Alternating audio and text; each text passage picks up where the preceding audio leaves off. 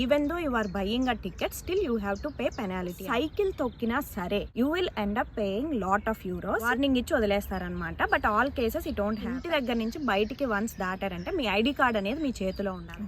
Another funniest thing ఏంటంటే అండి, ఇది ఫన్నీ కాదు, యాక్చువల్లీ సీరియస్. ఇండియాలో అయితే దీన్ని అయితే అస్సలు అఫెన్స్ లాగానే చూడరు అనమాట. Hello all, welcome to Telugu girl in Germany. So ఈరోజు వీడియోలో అయితే మనం కొన్ని అఫెన్సెస్ గురించి మాట్లాడుకుందామండి. ఈ అఫెన్సెస్కి ఎంత ఫైన్ చెల్లించాల్సి వస్తుంది, నోయింగ్లీ అన్నోయింగ్లీ చేసినా సరే వీటికి అసలు మనం ఫైన్ పే చేయాలా అని కూడా అనుకోమా. అంటే సిల్లీ మిస్టేక్స్కి కూడా you will end up paying lot of euros. వాటన్నిటిని నేను ఇప్పుడు చెప్తాను. అండ్ ఈ వీడియోని అయితే నేను 3 కేటగిరీస్లో డివైడ్ చేశానండి. సీరియస్, మోడరేట్ అండ్ లోయెస్ట్ అనమాట. So in serious section first we will go with illegal downloading and streaming అండి. సో ఇది అందరికీ తెలిసిందే. మోస్ట్లీ మనం అదర్ కంట్రీస్లో ఉన్నప్పుడు మనం ఇండియాలో చూసినట్టు ఈ టొరెంట్స్ నుంచి కానీ లేకపోతే మూవీ రూల్స్ ఇలాంటి వెబ్సైట్స్ ఉన్నాయి కదా, ఇల్లీగల్ వెబ్సైట్స్, వాటిని ఎప్పుడైతే యూజ్ చేస్తామో జర్మనీలో మాత్రం మనకి ఫైన్ పడిపోతుందండి. ఎస్పెషల్లీ డౌన్లోడ్స్ అయితే చేయకూడదు. అది వీడియోస్ అయినా లేకపోతే గేమ్స్ అయినా are any other softwares download చేసినా కూడా మీకైతే ఫైన్ వస్తుంది. ఈ ఫైన్ రేంజ్ అనేది మనకి 800 యూరోస్ నుంచి 1500 యూరోస్ వరకు వస్తుంది. అండ్ ఇదైతే నేను ఊరికే చెప్పట్లేదండి, ఖచ్చితంగా జర్మన్ గవర్నమెంట్ వాళ్ళనే వాళ్ళు మిమ్మల్ని మానిటర్ చేస్తూనే ఉంటారు. So you will get caught for sure అనమాట. అండ్ ఇక్కడైతే స్ట్రిక్ట్ యాంటీ పైరసీ రూల్స్ కూడా చాలా ఎక్కువ. అండ్ డ్రైవింగ్ వితౌట్ లైసెన్స్, ఇది ఏ కంట్రీలో అయినా అఫెన్సే అనమాట. దీనికి కూడా మనకి 1000 యూరోస్ నుంచి 1500 యూరోస్ వరకు ఫైన్ అనేది వచ్చేస్తుంది అనమాట. ఆల్సో డ్రంక్ అండ్ డ్రైవ్ అండి. డ్రంక్ అండ్ డ్రైవ్లో కారే సైకిల్ తొక్కినా సరే మీరు డ్రింక్ చేసున్నప్పుడు you will end up paying lot of euros. So అది వచ్చేసి 500 నుంచి 1500 యూరోస్ వరకు అయితే మీకు ఫైన్ పడుతుంది, even if you are riding a cycle also. And ఇల్లీగల్గా వర్క్ చేస్తుంటే, వర్క్ పర్మిట్ లేకుండా ఆ టైంలో కూడా మీకైతే చాలా ఫైన్ అనేది పడుతుందండి, which is 1000 euro to 5000 euros వరకు అనమాట.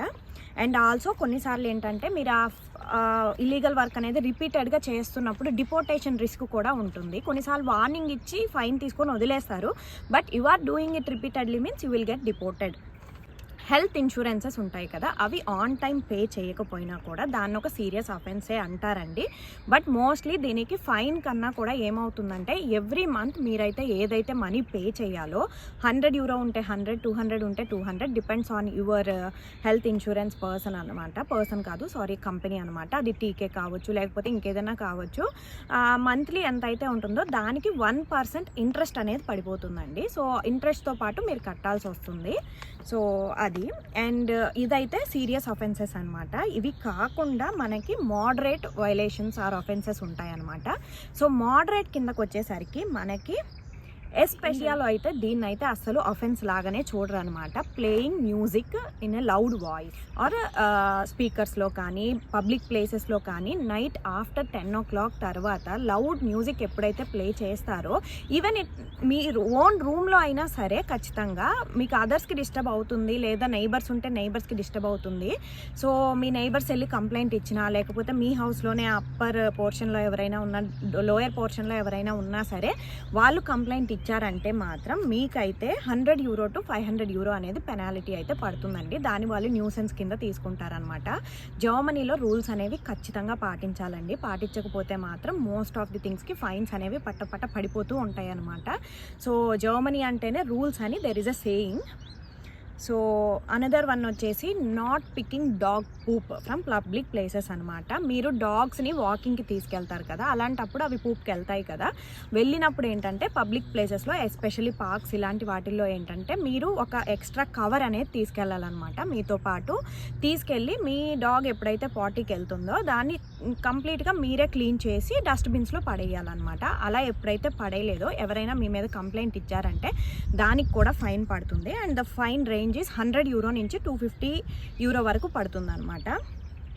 అండ్ మనకి ఇది కూడా అంత పెద్ద సీరియస్ క్రైమ్ ఏం కాదు ఇండియాలో అయితే. యూజింగ్ అదర్స్ వైఫై అనమాట. వాళ్ళకి తెలియకుండా మనం ఎప్పుడైతే వైఫై యూజ్ చేస్తామో అప్పుడు మనము వాళ్ళకి తెలిసిపోతే మనం అనేది పే చేయాలి. వాళ్ళు రిపోర్ట్ చేస్తే మాత్రం అప్ టు 200 యూరోస్ వరకు పే చేయాల్సి ఉంటుంది అనమాట penalty. And sometimes that considers under hacking and public threat also వస్తుందన్నమాట దానికి. And disrespectful or hurtful behaviour towards others అనమాట. ఎప్పుడైనా మనం బయట వెళ్ళేటప్పుడు కానీ, ట్రావెల్ చేసేటప్పుడు కానీ, మనం అదర్స్తో ఉన్నప్పుడు కానీ మీరు ఎవరితో అయినా కొంచెం అసభ్యకరంగా మాట్లాడినా, లేకపోతే మనకది నార్మలే అనిపించినా కూడా వాళ్ళకి అది కొంచెం డిస్రెస్పెక్ట్గా అనిపించినా కూడా సరే, వాళ్ళు రిపోర్ట్ చేశారంటే మాత్రం you will end up paying 200 to 500 euros అనమాట fine. And also so no parking ప్లేస్లో పార్క్ చేసినా కూడా ఫైన్. అది సేమ్ ఇండియాలో లాగే ఇక్కడ కూడా ఉంటుందన్నమాట. సో దానికి వచ్చేసి మనకి 55 euros నుంచి 110 euros వరకు ఫైన్ పడుతుంది. అండ్ ఆల్సో ఇదైతే అసలు చాలా funny, but still it is having a fine అనమాట. బట్టలు అనేవి బయట ఉతికి ఆరేసుకుంటారు కదా, చాలా వెస్ట్రన్ కంట్రీస్లో దీనికి ఫైన్ అయితే పడుతుందండి. మీ కాంపౌండ్లో అయినా సరే, మీ ఇంటి పక్కనే అయినా, మీ ఇంటి బాల్కనీలో అయినా సరే బట్టలు ఉతికి ఆరేయకూడదు అనమాట, అంటిల్ అన్లెస్ మీకు ఆ హౌస్లో పర్మిట్ ఉంటే తప్ప. పర్మిట్ లేనప్పుడు మీరు బట్టలు ఆరేశారు అంటే రిపోర్ట్ వెళ్ళింది, లేదా హౌస్ ఓనర్స్ గమనించి అడిగారంటే మాత్రం మీకు ఫస్ట్ అయితే వార్నింగ్స్ వస్తాయి. లేదు అంటే సెకండ్ టైమ్, థర్డ్ టైం కూడా అయినట్లేదంటే మీకు దానికి కూడా ఫైన్ వచ్చేస్తుంది 50 euro వరకు. So you should be careful in that also. మనకి బాగా ఎండ వచ్చినప్పుడు మనం బయట ఆరేసేస్తాము, అది ఇక్కడైతే అసలు కామన్ కాదనమాట. బట్ అది ఎందుకు అలా అనేది నాకు కూడా ఐడియా లేదు, మీకు ఎవరికైనా తెలిస్తే కమెంట్ చేయండి. సో ఇవైతే ఇప్పటి వరకు చెప్పినాయి కొన్ని మోడరేట్ అఫెన్సెస్ అనమాట. ఇప్పుడైతే కొన్ని వెరీ బేసిక్ అఫెన్సెస్ దగ్గరకు వచ్చేద్దాం.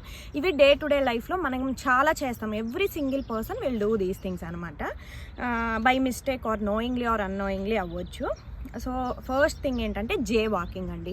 జే వాకింగ్ అంటే అందరికీ తెలిసిందే కదా, లైక్ సిగ్నల్, రెడ్ సిగ్నల్ ఉన్నా కూడా కార్స్ ఏం రావట్లేదు కదా అని ఫాస్ట్గా పరిగెట్టుకుంటూ వెళ్ళిపోవడం, అలా క్రాస్ చేసేయడం, అలాంటివి చేస్తూ ఉంటారు. వాటికి మాత్రం సీరియస్గా ఫైన్ పడిపోతుందండి. ఖచ్చితంగా గమనించారంటే మాత్రం 5 to 10 euros వరకు ఫైన్ అనేది పడుతుందన్నమాట. అండ్ నెక్స్ట్ వచ్చేసి పబ్లిక్ ట్రాన్స్పోర్ట్ చేసేటప్పుడు టికెట్ తీసుకోకపోతే, అది బై మిస్టేక్ అయినా సరే టికెట్ తీసుకోకపోతే 60 to 120 euros పెనాలిటీ అయితే పే చేయాలండి. Depends on the area. కొన్ని ఏరియాస్లో ఎక్కువ ఫైన్ ఉంటుంది, కొన్ని ఏరియాస్లో 60 euros ఉంటుంది అనమాట. అండ్ ఆల్సో మీరు టికెట్ తీసుకొని దాన్ని ఇక్కడ ఒక పంచింగ్ మిషన్ లా ఉంటుంది మనం ఎక్కే ప్రతి వెహికల్లో, అందులో పంచ్ చేయాలన్నమాట. కొన్ని ట్రైన్ స్టేషన్స్లో ట్రైన్ స్టేషన్లోనే ఉంటుంది, అందులో మీరు దాన్ని వ్యాలిడేట్ చేసుకోవాలన్నమాట. ఆ వ్యాలిడేట్ చేసుకో, even though you are buying a ticket, still you have to pay penalty.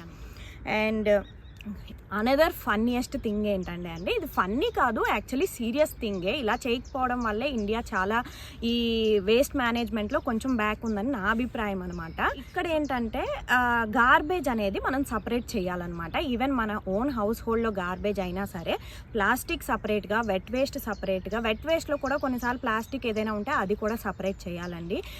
Papers సపరేట్గా ఇలా అంతా ఉంటుంది. ఈవెన్ ఆయిల్ కూడా మీరు వేయకూడదు అనమాట. ఆయిల్ సింక్లో వేసినా సరే అది ఎక్కడైనా క్లాగ్ అయింది అంటే మాత్రం ఖచ్చితంగా దానికి మీరు పేమెంట్ చేయాల్సి ఉంటుంది. చాలా హ్యూజ్ ఫైన్ అనేది పడుతుంది. బికాజ్ ఇక్కడ కూల్ కంట్రీ కదా, మీరు ఆయిల్ ఎప్పుడైతే వేస్తారో ఈ వింటర్ సీజన్లో ఏంటంటే అవి క్లాగ్ అయిపోతాయి. క్లాగ్ అయిపోయినప్పుడు చాలా పెద్ద ప్రాసెసే ఉంటుంది, వాళ్ళు మనుషుల్ని పంపించి క్లీన్ చేయాలి కదా. సో దానికి చాలా ఫైన్ అయితే పడిపోతుంది అనమాట.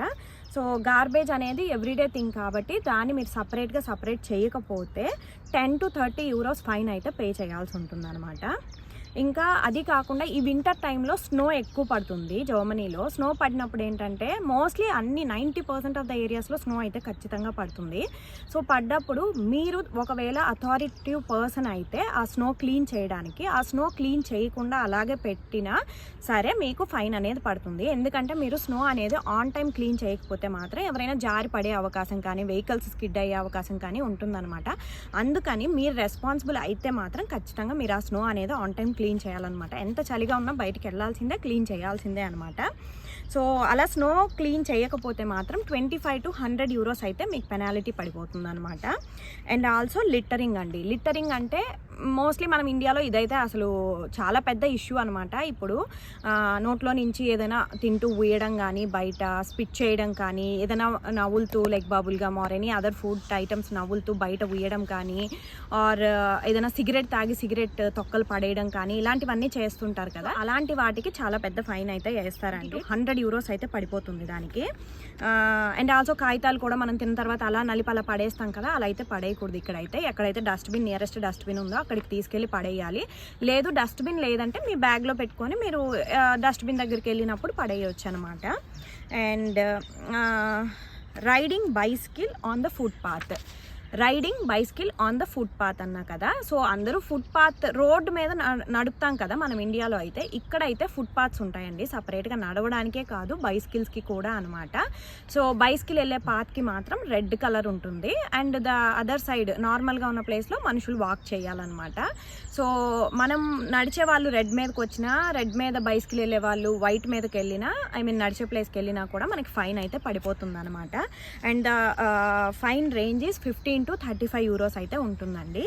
అండ్ ఆల్సో ఇది మేజర్ థింగ్ అనమాట. ఇది చిన్న విషయం అయినా సరే మీకైతే మోస్ట్లీ ఎవ్రీడే ట్రావెల్ చేసే వాళ్ళు ఉంటారు, వాళ్ళకైతే చాలా యూజ్ అవుతుందన్నమాట. ఐడి కార్డ్తో ఏదైనా టికెట్తో పాటు ఐడి కార్డ్ క్యారీ చేయకపోతే మీరు జర్మనీలో ఉన్నప్పుడు, మీరు ఇంటి దగ్గర నుంచి బయటికి వన్స్ దాటారంటే మీ ఐడి కార్డ్ అనేది మీ చేతిలో ఉండాలి. అది ట్రావెలింగ్లో అయినా సరే, బయట తిరిగేటప్పుడు అయినా సరే. ఐడి కార్డ్ అంటే మీరు ఏ ఐడి కార్డ్ అంటే ఇండియా నుంచి తెచ్చిన ఐడి కార్డ్స్ అయితే కాదు. ఇక్కడికి వచ్చిన తర్వాత ఐదర్ రెసిడెన్స్ పర్మిట్ కానీ, లేదా రెసిడెన్స్ పర్మిట్ లేకపోతే యువర్ వీసా విత్ పాస్పోర్ట్ కానీ ఇలాంటివి మీ దగ్గర పెట్టుకొని ఉండాలన్నమాట. బికాజ్ ట్రావెల్ చేసేటప్పుడు అయితే ఎస్పెషల్లీ టికెట్ చూడడానికి వస్తారు కదా, వాళ్ళైతే వెంటనే అడుగుతారు ID card, lot of people అనమాట. అది చూపించకపోతే ఫైన్ అనేది 60 euros పడిపోతుంది అనమాట. మీ దగ్గర టికెట్ ఉన్నా సరే కొన్ని ఏరియాస్లో 10 euros ఇచ్చి వదిలేస్తారు. కొంతమంది ఏంటంటే 1-2 సార్లు అయితే, కొంతమంది కొంచెం కైండ్ పీపుల్ ఉండే వాళ్ళు ఏంటంటే జస్ట్ మనకి వార్నింగ్ ఇచ్చి వదిలేస్తారనమాట. బట్ ఆల్ కేసెస్ ఈ డోంట్ ఫైన్ అనేది పడుతుంది అనమాట. So it should be careful. So ఇవన్నీ కొన్ని common mistakes and serious mistakes అన్నీ కవర్ చేశాను అనుకుంటాను మోస్ట్లీ. ఇవి కాకుండా మీకు ఏమైనా ఎక్స్ట్రా తెలుసున్నా కూడా నాకు కమెంట్ చేయండి. ఇది కాకుండా మనకి సైకిల్ లైట్స్ ఉంటాయి కదా అండి, సైకిల్ డ్రైవ్ చేసేటప్పుడు సైకిల్ బ్యాక్ సైడ్ కానీ ఫ్రంట్ సైడ్ కానీ లైట్స్ ఉండాలన్నమాట. ఇక్కడ నైట్ టైం కూడా బైసికిల్ రైడ్ చేస్తూ ఉంటారు. సో అలాంటివి లేనప్పుడు, హెల్మెట్ లేనప్పుడు సైకిల్ మీద వాటికి కూడా మనకి 50 euros వరకు ఫైన్ అయితే పడుతుందన్నమాట. So these are some common mistakes that everybody does. So video నచ్చినట్లయితే like, share and subscribe. Bye.